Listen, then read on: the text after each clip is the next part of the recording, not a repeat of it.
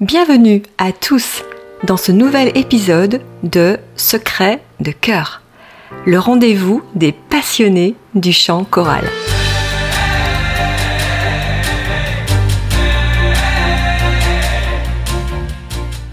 Bonjour. Bonjour Stéphanie. Bonjour David. J'ai le plaisir aujourd'hui de t'interviewer pour notre podcast Secrets de cœur. C'est un grand honneur pour moi de pouvoir t'interviewer, que tu nous partages ton expérience professionnelle, ton regard sur le chant choral.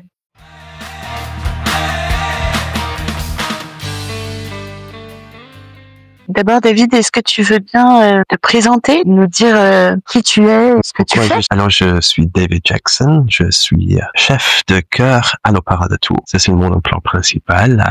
Je dirige le chœur lyrique de l'Opéra de Tours dans des spectacles lyriques, bien évidemment, mais aussi dans des spectacles symphoniques, des concerts du chœur. On a un énorme projet de médiation auprès des jeunes et des chanteurs amateurs.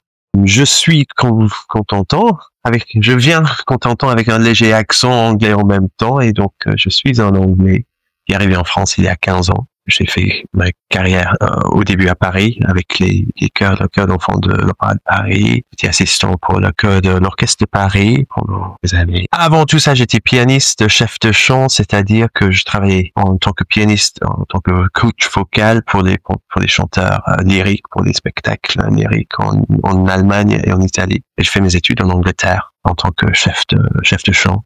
Chef et musicien, parce que les études de musique en Angleterre, ça englobe beaucoup de sujets de l'histoire de la musique, pratique, composition, donc la formation c'est complète. Quel est ton instrument de prédilection alors? Je dirais le piano. Pianiste, parce que c'était le premier instrument que j'ai commencé à jouer, et c'est là où je suis vraiment chez moi, parce que je peux accompagner, je peux être tout seul, j'aime beaucoup jouer. Tu joues d'autres instruments? J'ai joué l'alto jusqu'à l'âge de 18 ans, je n'ai pas touché depuis 20 ans.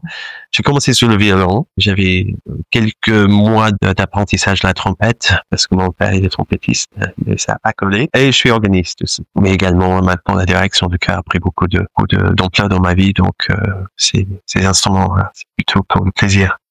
Alors aujourd'hui, tu diriges le chœur de l'Opéra de Tours. Oui. Il y a combien de personnes qui constituent ce chœur? Un noyau permanent de 400 chanteurs. On a 8 messieurs divisés en 2, en 4 ténors, 4 basses, et puis 6 femmes, en 3 sopranos et 3 altis. Ce noyau est augmenté ponctuellement pour les spectacles lyriques et symphoniques avec des supplémentaires réguliers. Donc je fais appel aux supplémentaires pour augmenter notre chœur ça peut aller jusqu'à 32. Donc ça, c'est ton activité avec des professionnels du chant. Mm-hmm.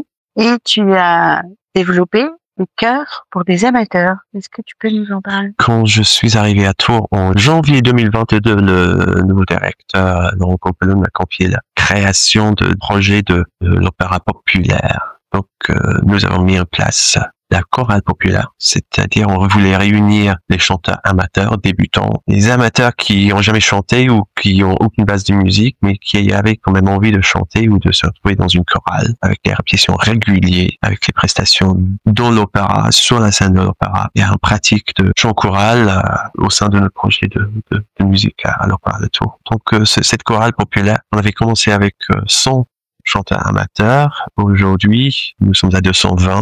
Avec une grande liste d'attente. On répète 2 fois par semaine. On chante régulièrement pour la fête de la musique et aussi un concert de Noël. Donc tu sais bien, ça prend du temps pour mettre en place un concert avec du répertoire divers et varié, presque on change chaque fois pour le concert. Donc ça, c'est la chorale populaire. Je suis assisté par Marie Saint-Martin. Nous sommes 2 chefs. Avec l'emploi du travail à Tours, avec les spectacles, il est essentiel d'être accompagné dans ce projet. Et en même temps, on a créé la maîtrise populaire, donc également, c'est le même principe, c'est-à-dire que on invite les enfants, on est choisi pour les voix, pas pour les expériences de la musique, pas pour les connaissances de solfège ou la maîtrise de la partition, on les prend pour la voix, on les former en tant que jeunes musiciens dans la maîtrise populaire. Donc on fait des auditions, on essaie de fédérer les enfants de beaucoup d'écoles autour de Tours pour que il y a une mixité sociale dans la maîtrise. D'accord. Et du coup, vous passez par les profs? C'est un projet pédagogique qui est organisé avec les écoles directement ou? Publicité auprès des écoles. C'est pas un projet extrascolaire? C'est par exemple, c'est en dehors de l'école ou c'est? Bien le mercredi après-midi. Ah, c'est ça. Ok. Donc c'est un projet quand même extrascolaire.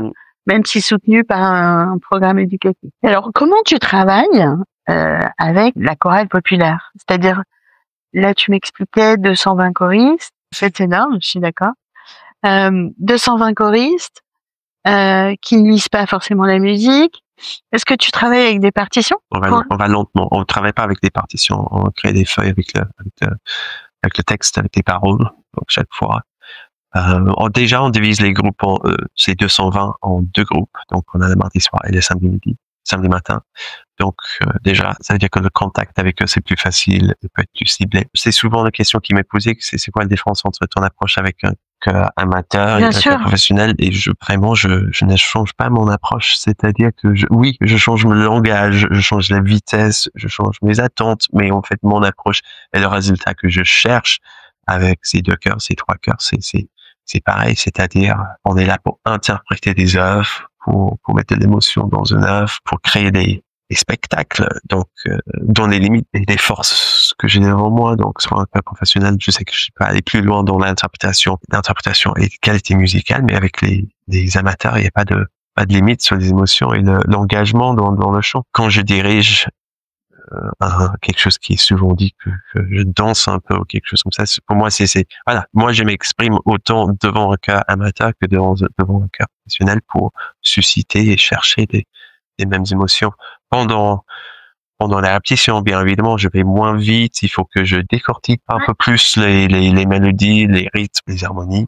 Avec la chorale populaire, j'aime quand même attirer les attentions sur l'historique de l'écriture, ou pourquoi c'est écrit comme ça, ou c'est quoi un contretemps, comment sentir un rythme, parce que j'aime chercher des partitions un peu pointues, plus intéressantes pour moi et pour eux. Alors justement, parlons-en du répertoire. Oui. Qu'est-ce que tu... Moi, je veux me faire plaisir. Oui, c'est le mot d'ordre, te faire plaisir. Faut faire plaisir à tout le monde, mais il faut que ça soit une œuvre qui me parle tout au début pour que moi je peux m'exprimer, moi je peux me trouver quelque chose à dire pour qu'on puisse rassembler les chanteurs autour d'une œuvre pour amener avec moi. Si moi je ne sens pas la pièce, si moi je suis neutre devant les pièces, c'est difficile pour moi de m'investir sur un plan personnel, émotionnellement, pour amener des groupes avec moi. Donc oui, il faut qu'une pièce me parle. Et puis dans un deuxième temps, je pense au public, je pense aux chanteurs aussi. Est-ce que ça les intéresse? Parce que moi, je suis anglophone, bien évidemment, donc moi, je pourrais chanter la musique anglaise tout au long de l'année, mais je sais pour les amateurs en France, ce n'est pas le même défi que pour moi, même si j'aime beaucoup la musique anglaise et c'est répandu dans le monde et on connaît beaucoup de musique populaire aussi que traditionnelle. Dès qu'on met le texte devant un chœur francophone, ça ajoute des complications d'interprétation. Donc, il faut que je sois plus patient, des choses qui pour moi sont beaucoup moins évidentes. Par exemple, cet hiver, on prépare un Noël anglais avec la chorale populaire. Donc, ça fait tout autour d'un répertoire anglais. Parce que après 3 années de suite, le répertoire de Noël francophone, moi, on a presque tout vu. Et donc, c'est difficile. Donc, j'ai décidé de basculer. C'était un choix parce que la musique de Noël en Angleterre, c'est extrêmement bien connu. C'est des œuvres magnifiques, pas seulement de musique pop, mais aussi de la musique traditionnelle. Donc, on va essayer de faire un mélange de cette musique anglophone, mais qui va ajouter quand même un certain degré de complications dans les répétitions. Elle demande un certain encore niveau de concentration de ces chanteurs et d'implication. Ce qui n'est pas évident pour tout le monde. Ouais. Ça, je reconnais. C'est-à-dire que tu vas renouveler une expérience que tu as déjà tentée, c'est-à-dire de chanter du Maria Carré au concert de Noël. Oui, donc ça, c'était le premier concert de Noël, je pense, avec la chorale populaire. Et j'ai écrit encore une fois, de choisir des œuvres qui me parlent, parce que pour moi, Mariah Carey, All I Want for Christmas Is You, pour moi, je pense pour la moitié du monde, c'est une des œuvres qui annonce l'arrivée du mois de décembre et les fêtes de Noël. Donc, c'était évident que je voulais programmer ça avec la chorale populaire. Donc, j'avais écrit un arrangement de ça avec George Michael, Last Christmas, qui peut-être c'est un peu moins connu, mais dès qu'on entend l'accompagnement, même si elle n'est pas le texte, ou on chante au yaourt, on est capable Comment ça, les Français sont capables de chanter en yaourt? Je ne vois pas du tout de quoi tu parles. J'ai rien contre les yaourts. Je trouve ça génial parce que c'est moi, je fabrique la moitié des mots en anglais aussi. Je connais pas tous les mots non plus, mais quand je chante en français, avec avec les tubes, moi j'invente aussi, donc voilà, c'est une interprétation, on s'engage, on s'y consacre, et si c'est sur là où il y a une forme de yaourt, on se fait plaisir, on s'amuse. Oui, j'entends dans ce que tu dis, effectivement, il y a un mot d'ordre, c'est les émotions, le plaisir, la joie. Par contre, quand on arrive sur un chœur de 220 ou 400 ou même 80, faut que ça soit homogénéisé et qu'on chante la même chose, c'est là où ça devient plus compliqué. On est plus dans la douche tout seul, voilà, il faut qu'on chante sur la même partition. Comment ça se passe sur la répartition des pupitres? D'abord, dans le chœur populaire, tu as 4 pupitres? Comme dans la plupart des chorales, on a beaucoup plus de femmes qui sont inscrites que des hommes. Peut-être 2 fois plus. Et elles se trouvent assez facilement dans la pupitre de soprano et alto. Et quand même, on a les beaux pupitres des messieurs dans la chorale populaire. Ils sont très présents, bien investis. Mais je préférais de les garder dans un pupitre de messieurs. Donc, au lieu de faire la division de 4 fois ténor et basse, j'essaie de trouver un chœur d'homme, en fait. Un chœur d'homme au centre que je place au milieu des sopranos alti. Tiens, d'ailleurs, ton regard m'intéresse. D'où vient le fait, d'après toi, que les chœurs aient plus de difficultés à recruter des hommes pour venir chanter? Je pense peut-être c'est culturel, parce que dans les pays anglo-saxons, on a, mon expérience, on a plus de traditions de chant choral dès le jeune âge, dans les écoles, depuis toujours. Le chant choral fait partie de l'Église, ça fait partie de notre culture séculaire, c'est ça qu'on dit aussi. Ça fait partie des fêtes. J'ai l'impression, tu peux me corriger si c'est pas vrai, peut-être légèrement plus qu'ici en France. Donc il y a cette tradition, si on cible un pays particulier, Pays de Galles, surtout le chant chez les messieurs, c'est extrêmement présent, des chœurs d'hommes en Pays de Galles, c'est impressionnant. Donc pareil dans les pays nordiques. Donc je pense qu'il y a cette formation dès jeune âge, cette intégration dans le paysage culturel. Depuis toujours. Ça existe chez les messieurs. Peut-être ici en France, peut-être il y a d'autres activités qui ont pris le dessus sur le chant, je ne sais pas, le sport ou qui veut dire qu'il y a moins d'appels ou moins de messieurs qui sont formés ou prêts à s'engager dans une activité artistique. Perception d'un étranger en France, peut-être je me trompe, mais pour aller dans ton sens, on voit souvent des recrutements d'hommes qui sont lancés par des chœurs pour renforcer effectivement ou créer un équilibre. Et point sur des femmes, après, c'est-à-dire que c'est une activité qui n'est pas privilégiée dans l'éducation des garçons ou qui ne l'a pas été pendant des années. Je ne sais pas. J'espère que les choses seront plus ouvertes à l'avenir. Mais par exemple, en Angleterre, moi j'ai fait partie d'une maîtrise dans la cathédrale de York pendant 4 ans, donc par contre c'est exclusivement pour les garçons, ça a changé aujourd'hui, donc maintenant il y a que de garçons et que de filles, mais pendant 1000 ans c'était que pour les garçons, et donc ça formait dans chaque cathédrale, ça continue aujourd'hui, dans toutes les cathédrales il y a ces chœurs, on peut dire professionnels, parce que ces garçons et filles maintenant chantent chaque jour de la semaine, ils font des tournées, ils font des émissions à la radio, des enregistrements, ils sont listés chaque jour de la semaine. Donc c'est une formation intense autour du chant choral qui a privilégié les hommes depuis toujours. Donc ça aussi c'est une différence un peu culturelle. Mais à travers le chant religieux, pour le coup. Oui, mais c'est la pratique, c'est le fait de chanter ensemble et de connaître les bases, être à l'aise dans un groupe, oser chanter, se rendre compte du plaisir d'être dans ces ensembles, non seulement sur le côté artistique, mais aussi sur le côté social.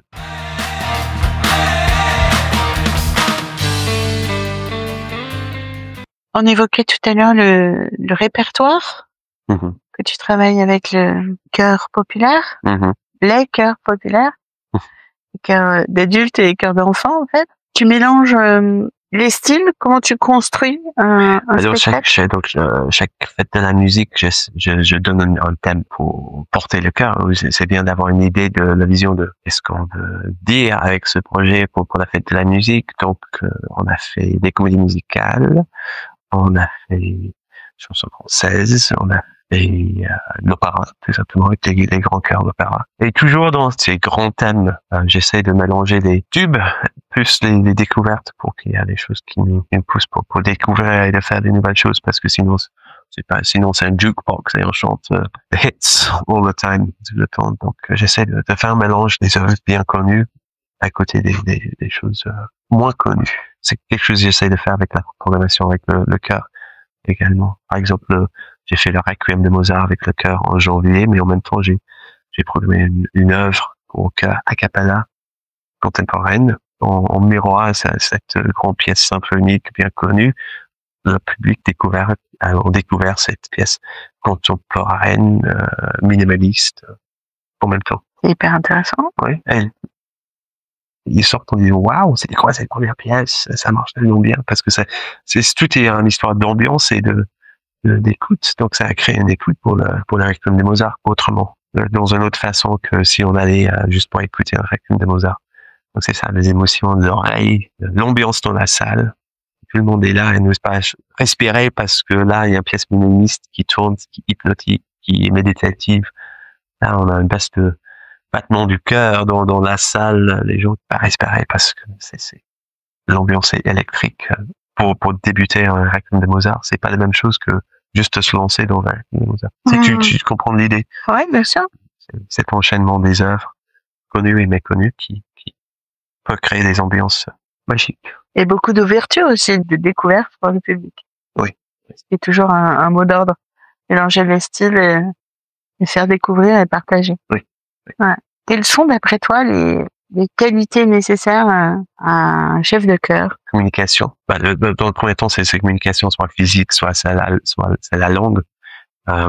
Parce que on a besoin un peu comme dans un business, c'est du management dans un premier temps. Il faut regrouper ton équipe autour de toi pour porter ton équipe parce que c'est une équipe. Il faut qu'ils soient avec toi, avec tes idées, tes concepts. Il faut que tu puisses communiquer clairement ce que tu veux avec tes pièces, comment tu vois l'interprétation, toi tu le sens.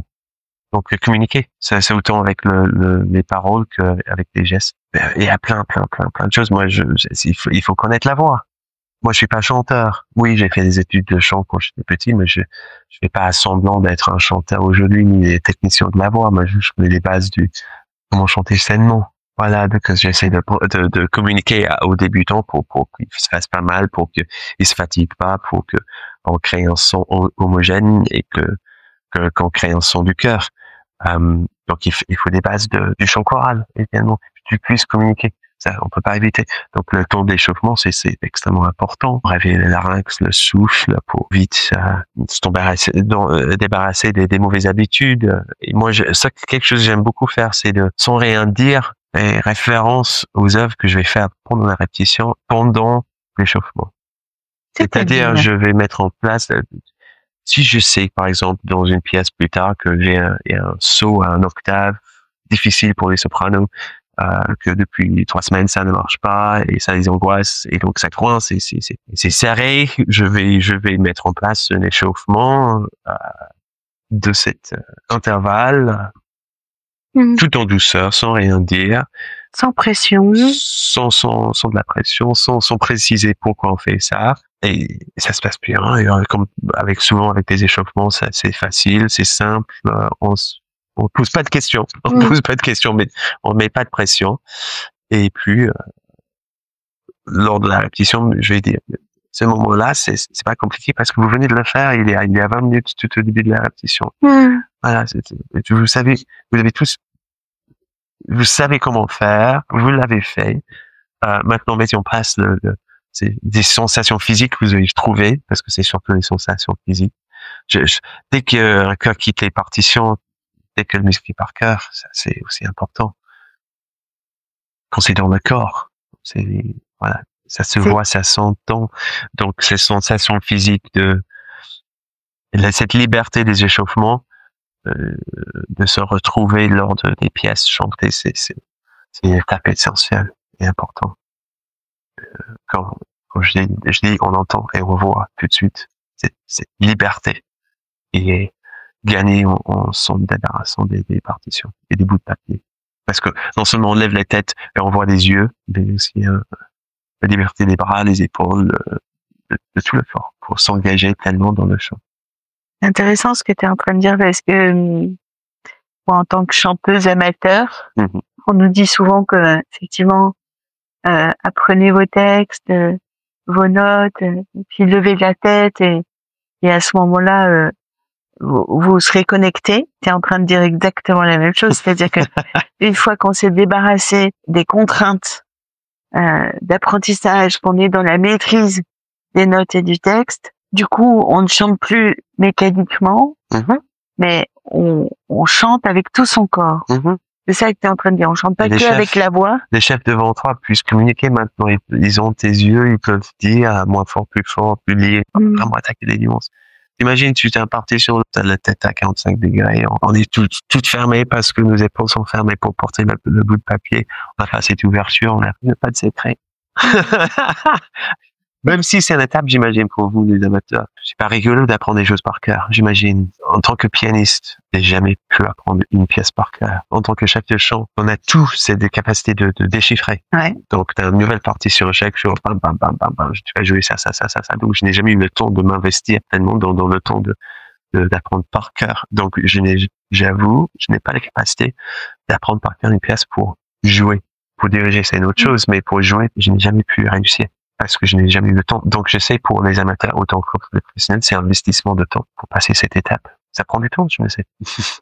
Oui, ça demande du travail personnel, effectivement, de pouvoir mémoriser à la fois les notes, l'intention, les mots, les difficultés d'articulation parfois sur un che qui serait mal placé, un qui serait trop long en fin de phrase, tu vois, des petites choses comme ça. Ah oui, je vois. Et oui, je sens tes poils qui se hérissent.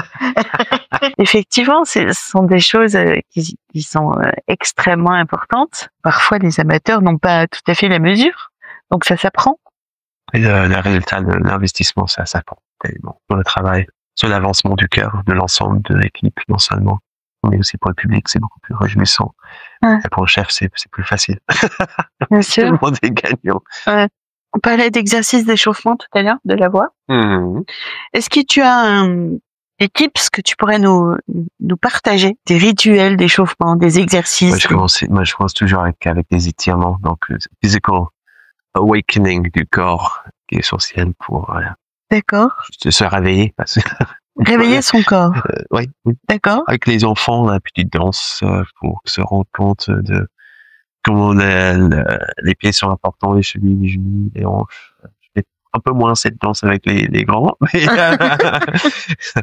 mais on passe les mêmes mouvements, mais sans la danse. Mais voilà, donc c'est un plan. Déjà, si on commence avec les pieds enracinés, c'est bien. Souvent, l'ancrage, tu parles d'ancrage des pieds, c'est ça, dans le sol? Souvent, j'ai les pieds trop près, trop éloignés, un pied sur l'autre, voilà. Donc, on n'a pas de support sur les talons, donc je parle beaucoup de ça, de s'étirer, d'ouvrir le thorax et tout ça, même avant de commencer à chanter. Ouais. Et tes choristes répètent assis ou debout? Lesquels? Ah ben justement. Est-ce que tu pratiques différemment? Alors, je fais pas l'échauffement avec les professionnels, ils sont tout prêts pour chanter, mais ils répètent assis. Parce qu'on répète quelques heures chaque jour de la semaine, donc travail très intense, donc ils sont assis. Les amateurs, c'est moitié-moitié. On commence bien les échauffements toujours debout, bien évidemment. Les échauffements toujours debout. On a besoin de la place pour s'étirer, et puis c'est le réveil de la voix. Donc moi, j'aime beaucoup commencer avec le souffle et la bouche fermée, parce que le réveil du larynx. Moi, j'ai pas besoin d'entendre des échauffements à fortissimo. C'est un moment de douceur, d'écoute. C'est très important.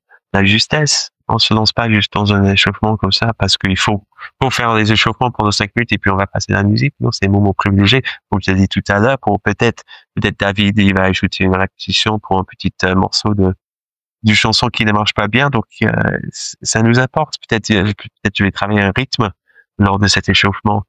Tout en douceur qui pose un peu de problème dans une autre pièce lors de la répétition, mais donc c'est un réveil du voix et des sens et de l'écoute. Pas un grand classique? T'as pas un exercice classique, rituel? Non, pas tellement. Comme dans le... C'est quoi ton échauffement préféré? Le film.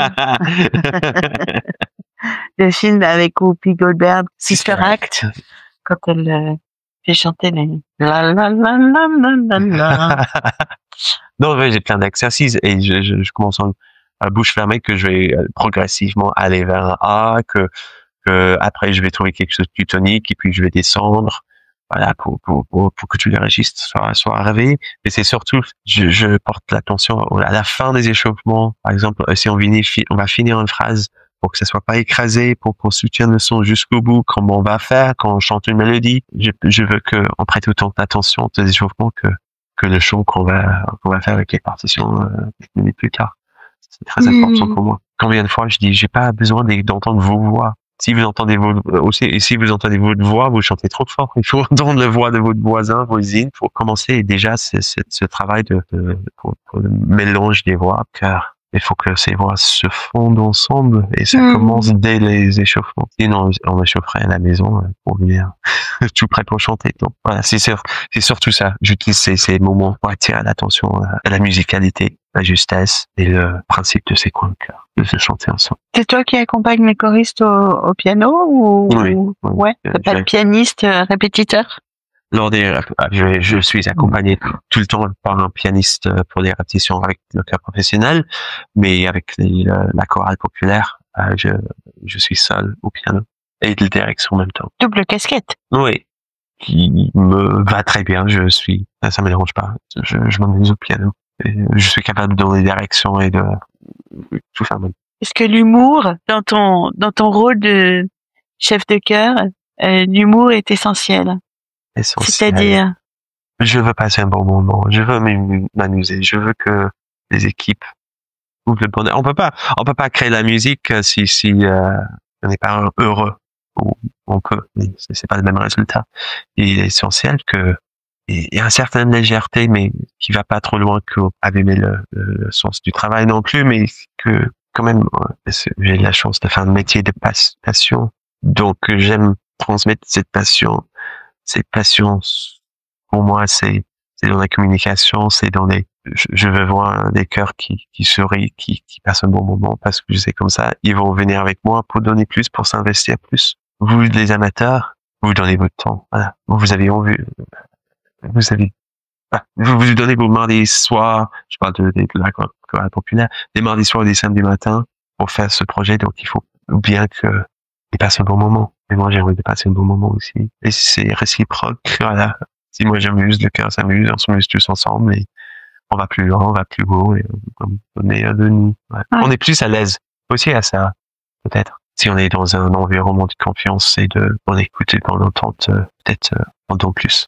On se permet de faire des erreurs, de répéter. D'apprendre ensemble, finalement. D'apprendre ensemble plutôt que d'avoir peur de faire des erreurs dans un cadre strict moi, je dis des bêtises aussi, en étant, le français étant ma deuxième langue. Moi, dis énormément des bêtises qui sortent lors des répétitions, pas exprès. Donc, ça veut dire qu'il y a des ambiances détendues très souvent dans les de fait. Mais tu dois en jouer aussi, c'est forcément. Oui. Pour te connaître un peu, je sais que tu en joues. Quelles sont les qualités, d'après toi, d'un bon choriste? Parce que moi, je suis juste content de voir tous ces gens qui arrivent ils ont envie de chanter ensemble, de vouloir chanter ensemble, et je suis toujours impressionné par cette groupe, très grand groupe qui débarque chaque semaine pour chanter ensemble. Moi, je les vois pas comme des individus, mais quand même, c'est des êtres humains qui ont leur propre personnalité qui, de temps en temps, ça peut percer. Être à l'écoute. Il n'y a rien de pire que d'avoir besoin de se répéter 50 fois parce que on n'écoute pas. On est là pour donner des conseils. Donc tout ce qu'on demande, c'est que vous nous écoutez, vous essayez de les mettre en place. On n'explique pas bien, soit vous n'arrivez pas de le faire, mais au moins, cet échange d'informations et de contribuer au progrès des ensembles. Oui, c'est une groupe, mais, par exemple, voilà, tu parlais des consonnes, là, tout à l'heure, les S, les CH, donc, être à l'écoute, c'est aussi simple qu'un geste. Donc, c'est d'anticiper, cette fois-ci, c'est le regard, donc, c'est aussi simple qu'un geste. Bon, je dis qu'il faut aller doucement sur un S, et que ça soit court. J'ai envie de le dire qu'une fois. On peut oublier, bien sûr, bien évidemment, il n'y a pas de souci. Mais, j'essaie de communiquer ça avec l'allemand, avec le geste. Donc, déjà, j'ai transmis les informations à travers ma voix parlée, mais aussi, chaque fois, je me tiens toujours dans les mêmes informations par le gestuel. Oui, donc en fait, quand tu vas diriger, quand le S potentiellement dangereux va arriver dans la phrase musicale, ça veut dire que tu remarques ce point-là. Le travail d'un chef, c'est de préparer et anticiper. Parce que sur le moment, c'est trop tard. Attention, il y a un truc qui va arriver ici. Faut que tout le monde soit prêt. Je peux pas donner une consonne tout de suite comme ça parce que vous n'avez pas le temps de t'anticiper et de passer. Be careful, guys. Le S va arriver. Comme je dis souvent, si vous n'arrivez pas à me suivre, si vous n'êtes pas confiant pour placer la S, si vous avez l'impression que vous donnez trop de S, ne faites pas. C'est un consonne tellement puissant que j'ai besoin qu'un chanteur dans le chœur place des S pour que ça remplace tous les S du chœur. C'est difficile, c'est un engagement. Il faut que tu t'engages pour faire la S. C'est pas facile de tout faire ensemble. Et ça, je sais. Donc, c'est notre travail d'anticiper en tout confort pour pas vous faire peur non plus. C'est un accompagnement. Donc, revenez à ta question, à l'écoute, et d'avoir l'envie de mettre en place les consignes d'un chef, à l'écoute du cœur. Comme je expliqué pour les échauffements, j'écoute mes voisins plutôt que ma voix. Donc, il y a un son qui est homogène et un son choral ensemble. Ça passe à travers les yeux aussi, le regard. C'est un bon choriste. Bon choriste. Oui.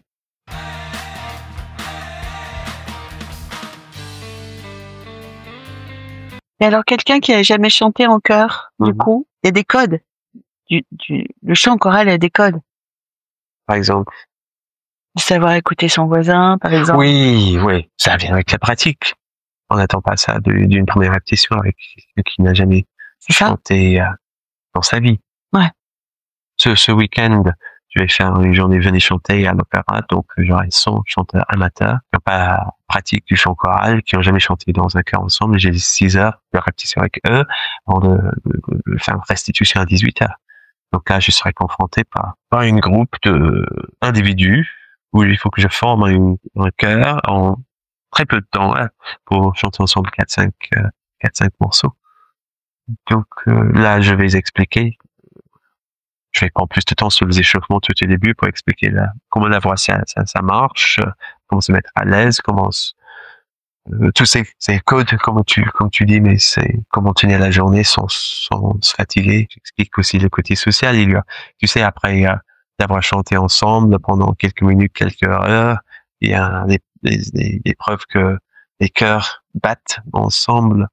Voilà, donc il y a le côté social, le battement du cœur qui commence à s'installer quand on commence à faire la musique ensemble. Parce qu'on respire ensemble. Donc, collectif. Autant un projet humain qu'artistique.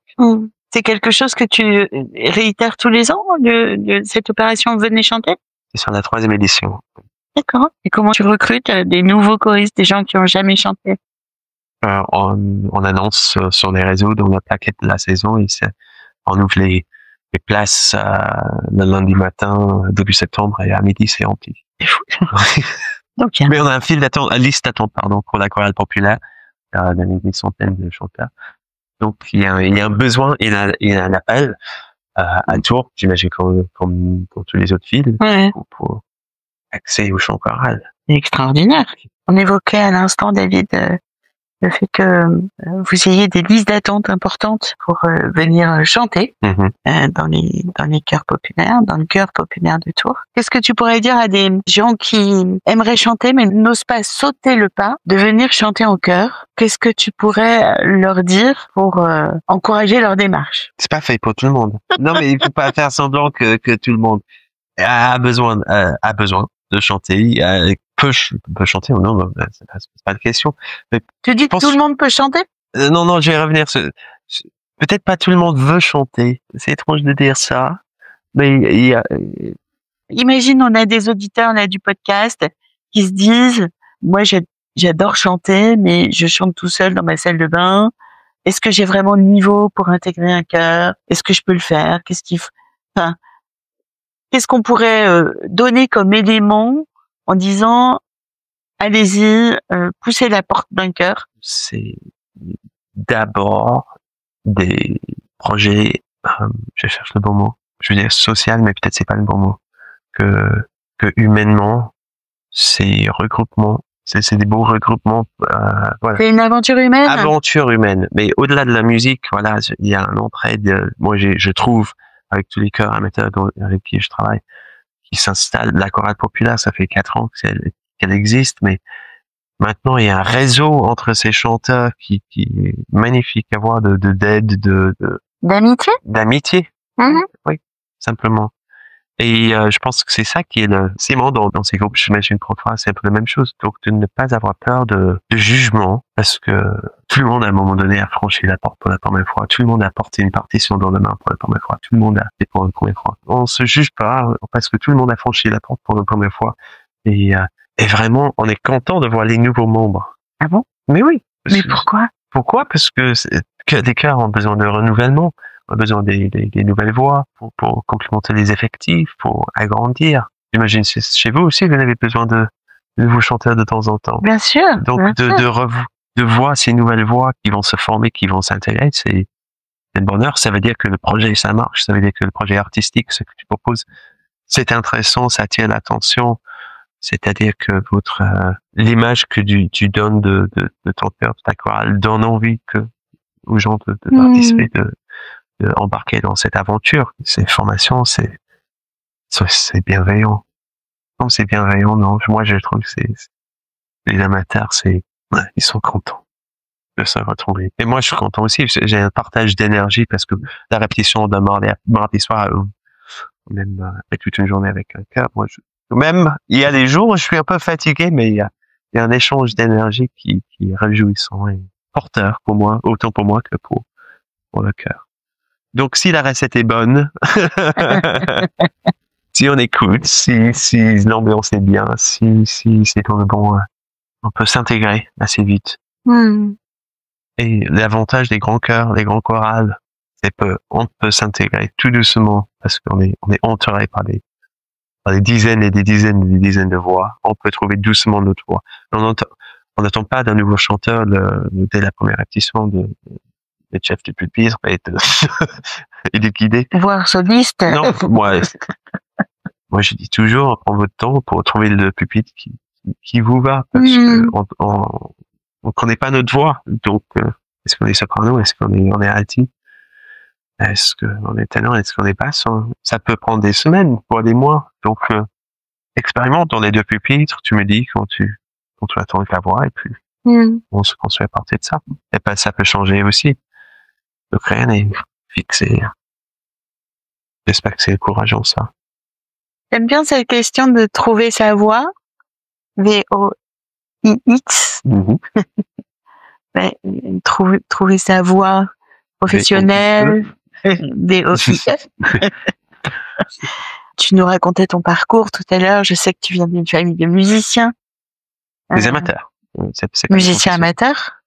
Mais ça veut dire que tu as été baigné dans un univers musical important. En tout cas, la musique faisait partie de la vie à la maison quand tu étais petit. Oui. Et aussi à l'école. À l'école, autant de la maison à l'école. Et moi, je me fais toujours la comparaison avec les langues étrangères. Si on a la chance d'avoir des parents bilingues, alors tu grandis avec les 2 langues sans accent, le moins de soucis pour la grammaire, pas bien les 2 langues. Et je pense que c'est un peu le pareil pour la musique. Le fait d'avoir été baigné dans la musique, avoir grandi dans la musique, mes copains de l'école chantaient dans le chœur avec moi. Ils sont toujours mes copains d'aujourd'hui. Ça crée des forts liens, même à ce jeune âge. D'avoir baigné dans la musique et d'être formé, de créer des amitiés. C'était comme une langue. Donc, dès l'âge de 13 ans, je lisais parfaitement les partitions. Je me posais pas les questions sur les tonalités, sur les clés, sur les nuances, sur le langage de l'italien, pour les tempos. C'était évident parce que j'ai vécu chaque jour de ma vie pendant 4 ans. C'est comme une langue étrangère. Pour moi, je me donne une partition, je la lis comme un bouquin. Je me pose pas de questions. Et j'ai beaucoup de chance d'avoir vécu ça. Et donc, dès un jeune âge, je savais que c'était de la musique que je voulais faire parce que c'était facile et c'était où je trouvais mes copains. Donc, deux bonnes raisons pour faire.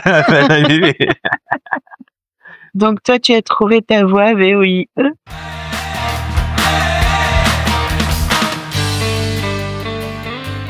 Est-ce qu'il t'arrive d'accompagner des choristes qui n'auraient pas trouvé leur voix VOIX pour justement gagner en confort vocal, pas avoir mal au larynx, pas souffrir physiquement? C'est pas possible de suivre les choristes individuellement, mais tout ce que j'essaie de mettre en place avec les échauffements, c'est d'anticiper ces grands problèmes. Quand même, c'est extrêmement récurrent. Pour réexpliquer, pour pas lâcher, pour qu'il y ait un technique vocale de plus en plus sain autour des pupitres. Et souvent, t'entends tout de suite qu'il y a un truc qui va pas chez les sopranos ou les ténors. Voilà, donc il faut anticiper. Donc c'est cette anticipation à travers les échauffements pour éviter ces grands problèmes où c'est serré. C'est fatigant. Mais c'est extrêmement difficile avec les 220 de les conseiller individuellement.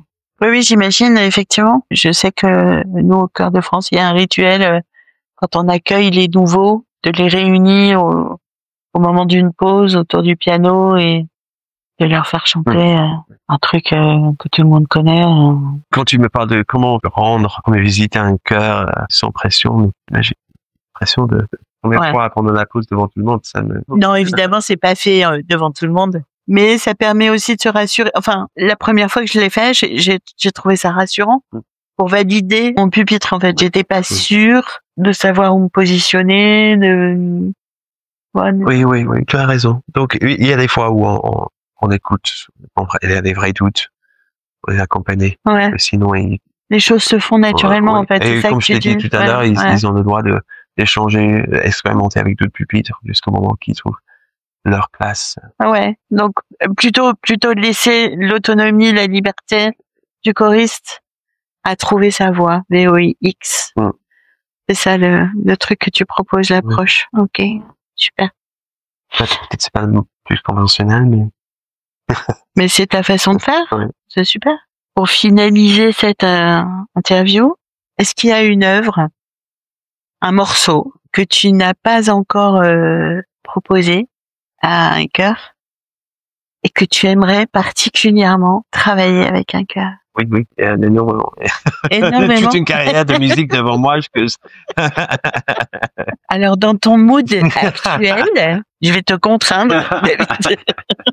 Ton mood actuel ou dans les divers projets que tu as pour cette année, peut-être déjà pour l'année prochaine parce que tu travailles sur le programme de l'année prochaine. Est-ce qu'il y a des choses que tu prévois déjà et que tu as envie de travailler? Mais donc hier soir, on a fait le chœur en fait à Tours. Donc c'est une programmation des œuvres mélangées. Donc c'est-à-dire des œuvres mélangées. C'est des surprises.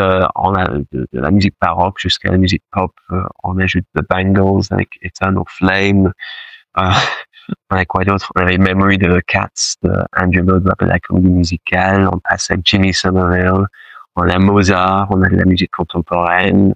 On a beaucoup d'Offenbach, on a Bizet, on a un peu de Carmen, Faust, Gounod. Donc c'est cette mélange, un peu comme le Mozart avec la musique contemporaine dont je t'ai parlé tout au début de l'interview. C'est les contrastes et les mélanges, les surprises. C'est surtout des surprises autant pour les chanteurs que pour les publics. Et donc pour les pièces que j'aimerais faire, je sais que j'ai une petite idée pour la chorale populaire pour cet été.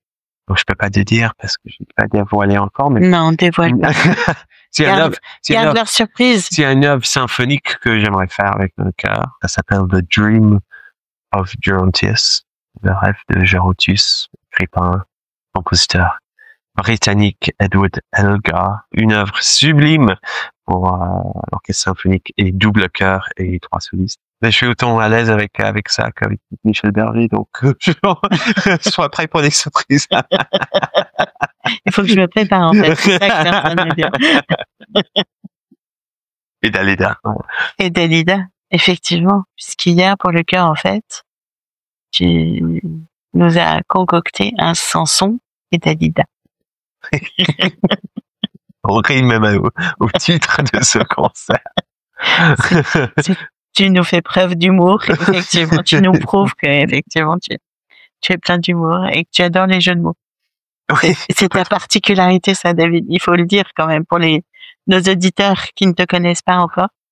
Le jeu de mots est ta spécialité. Je me suis retenu là. Je vois bien, mais on n'est pas à l'abri que ça dérape. David, tu voulais sincèrement te remercier pour ce temps que tu nous as accordé. C'est Stéphanie.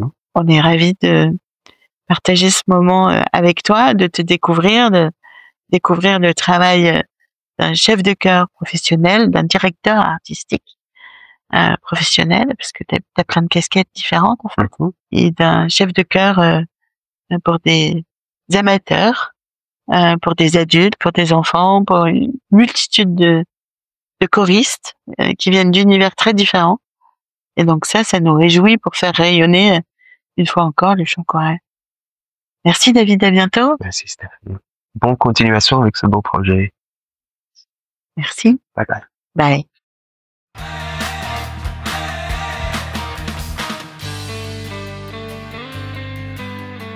Cet entretien a été mené par Stéphanie. Nous sommes 5% de choristes en France, donc un de vos proches en fait partie. Envoyez-lui cet épisode, il lui rappellera de bons moments.